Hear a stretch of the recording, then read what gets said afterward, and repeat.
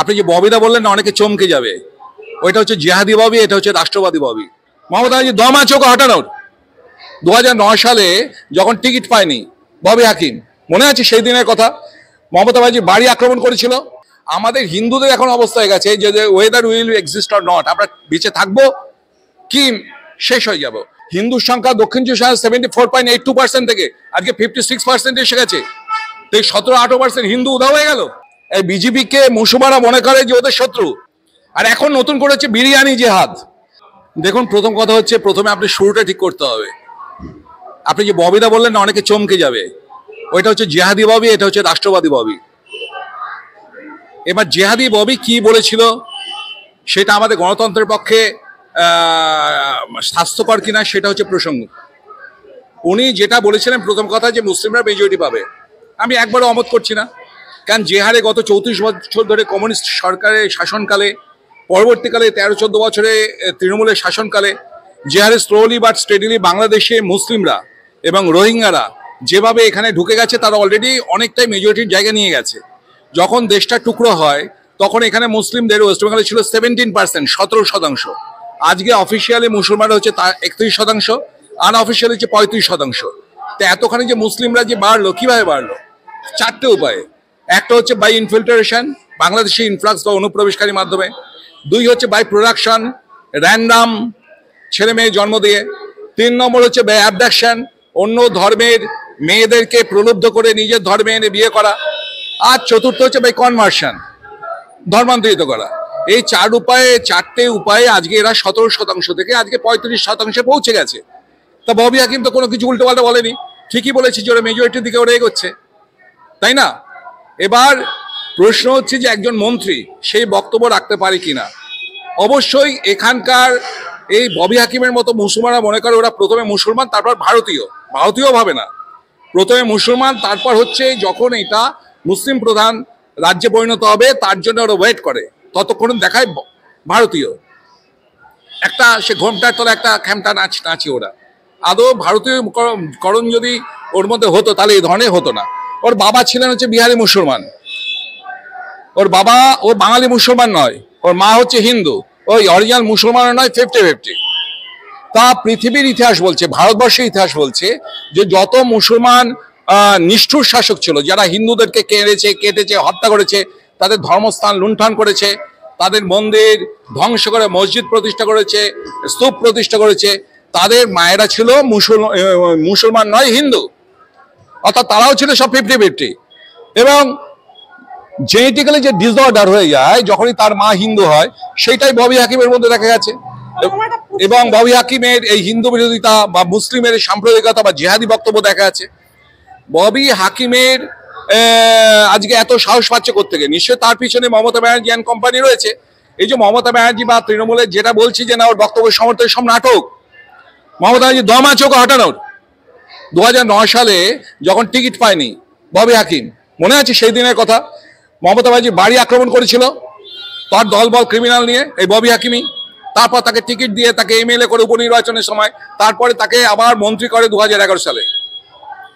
এই যে ববি হাকিম আজকে যাতে ইলিগাল ভাবে ইনকাম করে যাচ্ছে, ইনকামের একটা উৎস আমি নিশ্চিত যে সেইটা জিহাদি নেটওয়ার্কে কাজে লাগাচ্ছে। তাই জিহাদি ববি, একে শুধু ববি হাকিম আর ফিরহাদ বকম বলা উচিত, একে জিহাদি ববি আমাদের দেশের পক্ষে কখনোই মানে স্বাস্থ্যকর নয়, ওকে ঠিক নয়। আমার একটা প্রশ্ন রয়েছে, ফিরহাদ হাকিম কতটা পুরোপুরি সংখ্যালঘুদের নেতা হয়ে উঠতে পেরেছেন বলে আপনার মনে হয়? এই ধরনের মন্তব্য করে নিজেকে সংখ্যালঘুদের অবিসংবাদী নেতা করে তুলতে চাইছেন কি? না না, সংখ্যালঘু নয়। দেখুন, এই নেতা ফেতে সমস্ত বাজি কথা, সংখ্যালঘুদের কোনো নেতা হয় না, ঠিক আছে? এদের প্রাইম টার্গেট হচ্ছে এটাকে একটা ইসলামিক স্থানে পরিণত করা। পশ্চিমবাংলা কেন, গোটা ভারতবর্ষকে। যতক্ষণ না এরা দারুল ইসলামে পরিণত করবে ততক্ষণ তারা এইভাবে জিহাদি নেটওয়ার্ক বা কার্যকলাপ করবে, সামনে থেকে হোক পেছনে থেকে হোক। আপনার এই যে ববি হাকিম যে বড়বাজারে যে ফিরহাদ 30টা চালায়, তাতে কটাও হিন্দু বা অন্য ধর্মের লোকদেরকে ও ট্রেনিং দেয়, IAS IPS বা এইসব চাকরি পরীক্ষার জন্য, সবই মুসলমান, তাই না? তো শুধুমাত্র পলিটিক্যাল নয়, অ্যাডমিনিস্ট্রেটিভ সাইডটাও যাতে মুসলিমরা, জিহাদি মুসলিমরা দখল করতে পারে সেই পন্থায় এরা করে যাচ্ছে। আপনার মনে আছে যে 2016 সালে যে ওই মেডিকেল স্ক্যামটা হয়েছিল, যেখানে আমি ওই আপনার ওই ওই ট্রেনিং সেন্টারটা নাম বলছি মুসলিমদের, তার মাধ্যমে 740-এর মধ্যে 690টায় 96টা পেয়েছিল মুসলিমরা। হ্যাঁ, আজকে এই জিহাদি নেটওয়ার্ক এইভাবে কাজে হচ্ছে, কোশ্চেন পরে তারা পেয়ে গেছিল। তো প্রত্যেকটা জায়গায় ওরা পেনিট্রেট করে আজকে ওরা একটা অস্থির বাতাবরণ তৈরি করছে, যেটা আমাদের দেশের পক্ষে কখনো সুখকর নয়। আমাদের হিন্দুদের এখন অবস্থা হয়ে গেছে যে weather will exist or not, আমরা বেঁচে থাকবো কি শেষ হয়ে যাব। পুরো এথনিক ক্লিনজিং হচ্ছে সারা ওয়েস্ট বেঙ্গল জুড়ে। আপনি দক্ষিণ চব্বিশ পরগনা, উত্তর চব্বিশ পরগনা, শুধু আমরা মালদা মুর্শিদাবাদের কথা বলছি বা চিকেন নেকের কথা বলছি। আপনি একবার দক্ষিণ চব্বিশ পরগনা যান, উত্তর চব্বিশ পরগনা যান, হিন্দুরা ঘরে থাকতে পারছে না, বেছে বেছে তাদের বাড়িতে গিয়ে তাদেরকে আক্রমণ করা হচ্ছে, তাদের মেয়েদের ধরে রেপ করছে পুলিশ, নিয়ে সেগুলো লিখছে না। আপনার ধরুন দুটো ভাইয়ের মধ্যে ঝগড়া হচ্ছে, একটা ভাইয়ের কাছ থেকে বেশি দামে জমি কিনে নিচ্ছে, এবার কমন পুকুর আছে, গরুর মাংস কিনে সে পুকুরে ফেলছে, স্নান করতে পারছে না, ফলে কম দামে তাদের জমিটা বিক্রি করে দিচ্ছে। এভাবে একটা ল্যান্ড জিহাদ চলছে। এখন নতুন শুরু হয়েছে বিরিয়ানি জিহাদ। আমি বলছি তো, দায়িত্ব নিয়ে বলছি, আপনাকে উদাহরণ দিচ্ছে তো। দক্ষিণ চব্বিশ পরগনায়, দক্ষিণ চব্বিশ পরগনায় 1981 সালে হিন্দুর সংখ্যা ছিল 74.82%। আমার কথা নয়, সেন্সাস রিপোর্টের কথা। 2011 সালে সেই হিন্দুর পরিমাণ সে দাঁড়ালো 63.81%। আজকে কোত্থেকে 15% হিন্দু কোথায় চলে গেল? তারপরে 2021 সালে কোনো সেন্সাস হয়নি করোনার জন্য, আরো 3-4 বছরে, মানে 13-14 বছরে 2011 পরে আরো 5-6% হিন্দু কমে গেছে। হিন্দুর সংখ্যা দক্ষিণ চব্বিশ পরগনায় 74.82% থেকে আজকে 56% এসে গেছে। তো 17-18% হিন্দু উধাও হয়ে গেল। পুরো এথনিক ক্লিনজিং চলছে। আপনি যান নাই ব্যারাকপুর, সোনারপুরে গিয়ে দেখুন, ঘর ভাড়া নিয়ে রয়েছে ওখানকার মগরাহাটের ওইদিকের হিন্দুরা। মগরাহাটে ছিল 82% হিন্দু, আজকে সেখানে 47% হিন্দু এসে গেছে। এবং এরা বাইরে থেকে প্রচুর টাকা আসছে, বর্ডারের সাইডের যত জমিগুলো হিন্দুদের কাছ থেকে দাম দিয়ে দিয়ে কিনে নিচ্ছে। প্রথমে ঢুকলো, তারপর তাদের বাড়িতে ডাকাতি করলো, তাদের মেয়েদেরকে রেপ করলো বাংলাদেশি দস্যুরা, ডাকাতিরা। তারপর পুরো বর্ডার সাইড 4-5 কিলোমিটার আপনি কোনো আর হিন্দু দেখতে পাবেন না। একটা পুরো জিহাদি চক্র চলছে, তার মাথার উপর হচ্ছে ববি হাকিমের মতন এই জিহাদি নেতারা। ববিতা, আমার একটা প্রশ্ন রয়েছে যে বাংলাদেশে হিন্দুদের ওপরে যে হামলার ঘটনা, আপনি নিজেও এই ব্যাপারটাতে এর আগে বক্তব্য রেখেছেন। আমি বলছি, বাংলাদেশে যে হিন্দুদের উপর হামলার ঘটনার পরিপ্রেক্ষিতে বিস্ফোরক দাবি বহরমপুরের প্রাক্তন সাংসদ অধীর রঞ্জন চৌধুরী। মৌলবাদ নিয়ে অধীর রঞ্জন চৌধুরীর বক্তব্য আমি কোট আনকোট বলবো। তিনি বলছেন, এই নিয়ে ঠুনকো রাজনীতি করবেন না, দেশ শেষ হয়ে যাবে, বাংলা শেষ হয়ে যাবে, এটা অনেকটা ক্যান্সারের মতো, পদক্ষেপ না করলে শরীরে ছড়িয়ে পড়বে। এই নিয়ে অধীর চৌধুরী আরো বিস্ফোরক মন্তব্য করে বলছেন যে এখনই পদক্ষেপ না করলে বঙ্গের সীমান্ত জেলা মুর্শিদাবাদ, মালদা এবং উত্তর দক্ষিণ দিনাজপুরের অধিকাংশ এলাকা ওপার বাংলার অংশ বলে দাবি করবে বাংলাদেশ। একদম ঠিক বলেছেন। আমার ভালো লাগছে এটাই যে অদিতদার আজকে হেরে গিয়ে হোক বা বয়সকালে হোক, অদিতদার আজকে বোধোদয় হয়েছে। অদিতদা one of the respectable politician in not only in West Bengal, in India. আজকে মমতা ব্যানার্জির দুর্নীতির বিরুদ্ধে অন্যতম একটা ভয়েস অধীর চৌধুরী, এবং মমতা ব্যানার্জি প্ল্যান মাফিক আজকে ওকে হারিয়ে ছেড়ে একটা পাঠানি জিহাদিকে আজকে জিতিয়ে দিল। এখানে আমার পার্সোনাল আমার ওপিনিয়ন ছিল যে ওখানে বিজেপি প্রার্থীকে মুসলিম দেওয়া উচিত ছিল। হিন্দু প্রার্থী বিজেপির দেওয়ার ফলে অধীর চৌধুরীর প্রচুর হিন্দু প্রার্থী ভোট কেটে নেয় এবং ফলে অধীর চৌধুরী হেরে যায়। আজকে অধীর চৌধুরী যে কথাটা বলছে, এই কথাটা ওরা 30 বছর আগে কথা বলা উচিত ছিল, এবং এই কংগ্রেস ছেড়ে ওনার উচিত ছিল বিজেপিতে যোগ দেওয়া। কারণ সব থেকে ভারতবর্ষের চিন্তা একমাত্র রাষ্ট্রবাদী দল হচ্ছে বিজেপি, আর কোনো পলিটিশিয়ান নেই। হিন্দুরা, শুনুন, আমি নিজে লোকসভার ক্যান্ডিডেট ছিলাম। আপনার প্রতিটা মুসলিম বুথে যে মুসলমানদের আমি অত উপকার করেছি, সে মুসলিম বুথগুলোতে আমার পর্যন্ত আপনার 2-3টের বেশি ভোট আসেনি। যা ছাপ্পা মারার ভাইপো তো মেরেইছে, 7 লক্ষ ছাপ্পা ভোট বেড়েছে ইলেকশন কমিশনকে পকেট পুড়ে, ক্রিমিনাল দিয়ে, মস্তান দিয়ে। কিন্তু যেখানে যেসব এরিয়াগুলোতে ও করতে পারে সেই সব মুসলিম বুথগুলোতে পর্যন্ত মুসলমানরা বিজেপিকে ভোট দেয়নি। এই বিজেপিকে মুসলমানরা মনে করে যে ওদের শত্রু। যত সব থেকে প্রফিটেবল হচ্ছে মোদিজি আসার পর হচ্ছে মুসলমানরা সব থেকে বেশি ওরা ঘর পেয়েছে, সব থেকে বেশি মুদ্রা যোজনা লোন পেয়েছে, সব থেকে বেশি উজ্জ্বলা গ্যাস পেয়েছে মুসলিমরা। তা সত্ত্বেও মুসলিমরা বিজেপিকে মোটে ভোট দেয় না। আর যে কজন বিজেপি করে মুসলিমদের মধ্যে, তাদের প্রাণ হাতে নিয়ে তারা বিজেপি করে, তাদের মসজিদে পর্যন্ত ঢুকতে দেয় না। আর সেখানে বাংলাদেশি মুসলমানদের কথা কি বলবেন? আজকে এখানকার মুসলমানরা, যারা বাংলাদেশি মুসলমানরা যে এত অত্যাচার করছে হিন্দুদের উপর, কোন মুসলিম সমাজে প্রতিবাদ দেখেছেন? উল্টে সিদ্দিকুল্লাহর মতো লোক তাদেরকে সমর্থন করছে, বলছে ভারত কেন নাক গলাচ্ছে। আজকে দেশটা যখন ভাগ হয় তখন ওখানকার যারা মুসলমান, বাংলাদেশ এবং পাকিস্তানের, সেই মুসলমানরা জিন্নার কথাতে ভাগ তো করে সেখানে চলে গিয়েছিল। কেন না হিন্দুরা হচ্ছে খতরনাক জাত, হিন্দুদের কাছে মুসলমানরা থাকতে পারবে না, মুসলমানদের রাইটসের জন্য আলাদা রাষ্ট্র দরকার বলে চলে গেল। কোনোদিন যে সমস্ত মুসলমানরা ভারতকে নিজের মা বলে মনে করেছিল, হিন্দুদেরকে শত্রু বলে মনে করেনি, তারা এখানে রয়ে গেল। কিন্তু ওই পাকিস্তানদের বা বাংলাদেশের যেসব মুসলমানরা চলে গিয়েছিল, তারা কোনোদিন ভেবেছিল যে যে খতরনাক হিন্দুদের হাতে আমি আমার জাত ভাইকে রেখে গেলাম? ভাবেনি তো। অর্থাৎ এখানকার মুসলমানের সঙ্গে বাংলাদেশ ও পাকিস্তানের মুসলমানরা গদ্দারি করেছিল, তারা এখানকার মুসলমানদের কাছে চোখে গদ্দার হওয়া উচিত। অথচ অদ্ভুত ব্যাপার দেখা যাচ্ছে যে বাংলাদেশ ও পাকিস্তান থেকে, বাংলাদেশ থেকে বিশেষত হাজার হাজার যে মুসলমানরা ঢুকছে, সেই মুসলমানরা যে রেশন কার্ড পাচ্ছে, ভোটার কার্ড পাচ্ছে, তাদেরকে পাড়াতে আশ্রয় দিচ্ছে এখানকার মুসলমানরা।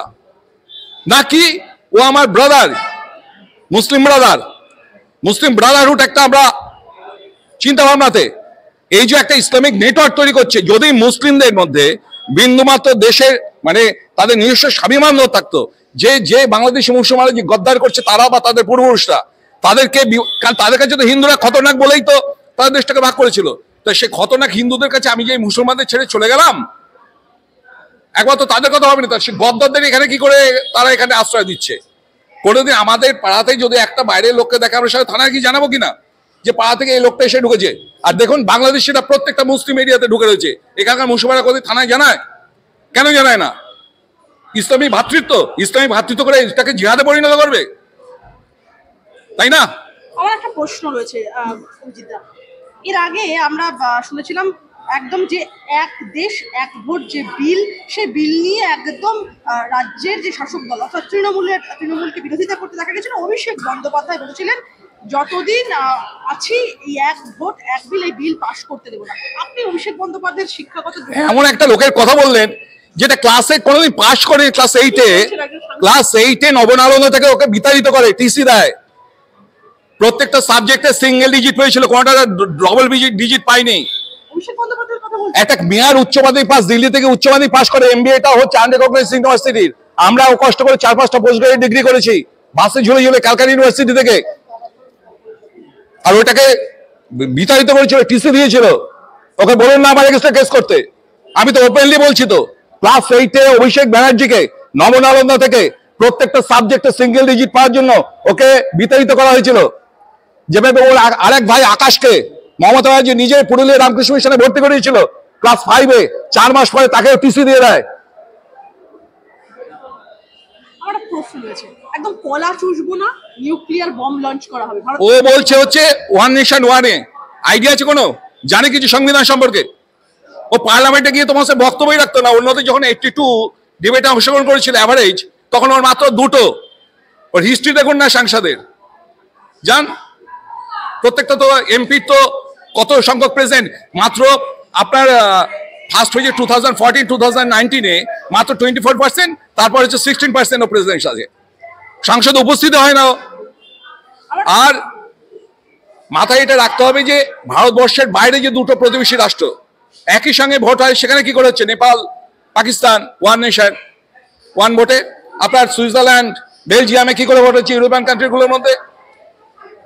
আমার প্রশ্ন রয়েছে, কলা চুষবো না, নিউক্লিয়ার বম লঞ্চ করা হবে, ভারতকে হুঁশিয়ারি বাংলাদেশের। ভারত যদি বেয়াদবি করে তাহলে দিল্লি ধরে টানা হবে, হুঙ্কার বাংলাদেশের ধর্মগুরু মুফতি।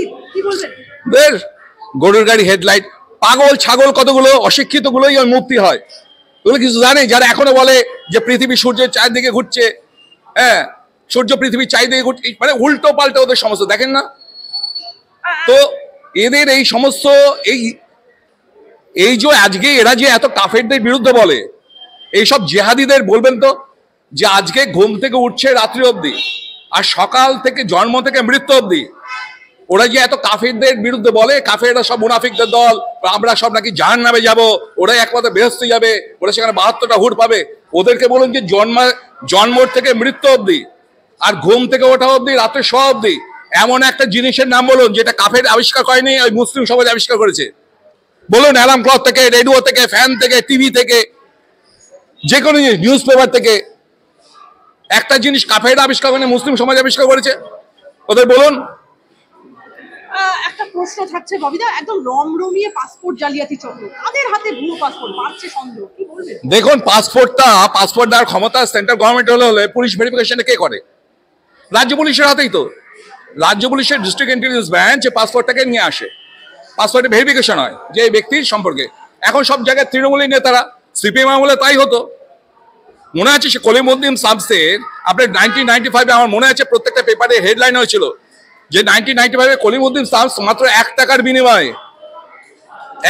বিনিময়ে ও রেশন কার্ড বিলি করেছে, পরিচয়পত্র দিতে হবে কলিমুদ্দিন সামস, যে তখন ফরওয়ার্ড ব্লকের এমএলএ ছিল। তো এই যে সিপিএম এর আমলেও যা হয়েছে এখানেও আরো বেশি করে হচ্ছে।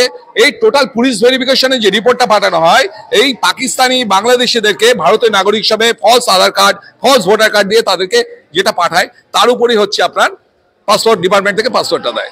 একদম। আমি একটা প্রশ্ন করি, নোবেলজয়ী ইউনূসের আমলে বাংলাদেশের যে এই হাল কেন, এবং এরপরে কি মোহাম্মদ ইউনূসকেও পালাতে হবে? ধরুন এটা একটা চোর, তো মানুষের পয়সা ছেড়ে ওর বিরুদ্ধে কেসও রয়েছে, তো সে কেসটাকে তো এবারে এ করে দিল যে ও একটা বাজে লোক, ঠিক আছে, ও নিজের মেয়ে তো ওইখানে বসে ডিস্কো নাচছে। আমার ঘরে তার বাড়ির মেয়ে বউদের নিয়ে আমার কিছু বলা উচিত না, আমি বলছি জাস্ট। আর এখানে জিহাদি নেটওয়ার্ক চালিয়ে এখানটায় হিন্দুদের মারছে। এইসব হাসিনার সময় যে ডেভেলপমেন্টটা হচ্ছিল, যদি হাসিনা অনেক ভুল ছিল তো ও এই জিহাদিদের অর্গানাইজেশনগুলো বীজ দাঁতটা ভেঙে দেয়নি, ঠিক আছে, তবু কিছুটা ডেভেলপমেন্টের চেষ্টা করছিল, সেইটাকে আরো 100 বছর বাংলাদেশকে পিছিয়ে নিল। এখন বিষয় হচ্ছে যে বাংলাদেশে তো হিন্দুদের শেষ। আজকে আমরা এখানে যে 70% হিন্দু রয়েছে ওয়েস্ট বেঙ্গলে, তো আমরাই আমাদের রাইটস ফিরে পাচ্ছি না।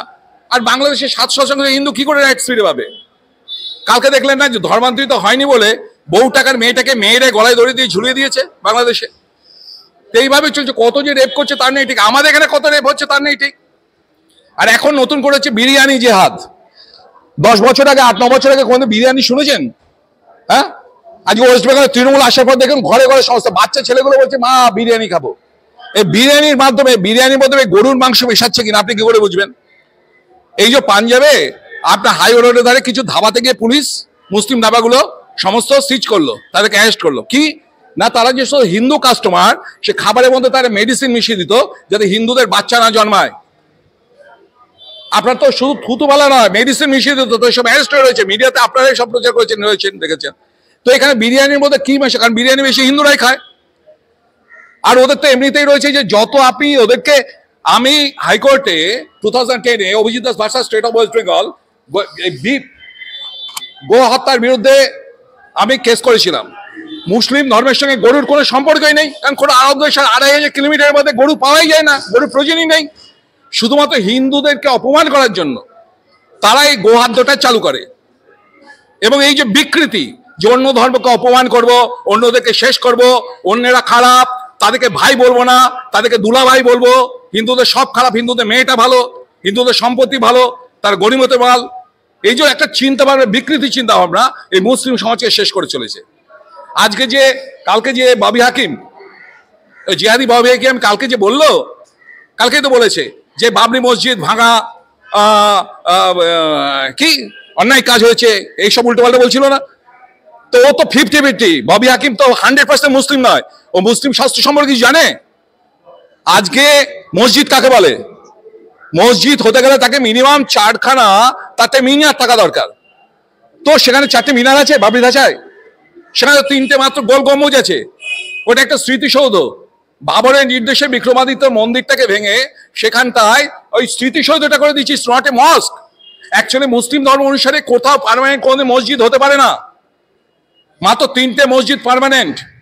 একটা হচ্ছে আল আকসার মসজিদ জেরুজালেমের, একটা হচ্ছে যেখানে প্রফেট মোহাম্মদকে কবর দেওয়া হয়েছে মদিনা মসজিদ, আর একটা হচ্ছে কাবার। এছাড়া মুসলিম ধর্ম অনুসারে কোথাও কোনো পার্মানেন্ট মসজিদ নেই। এই মৌলবীগুলো, এই অশিক্ষিত মুসলমানগুলো ভুল বোঝায় মুসলিম সমাজকে।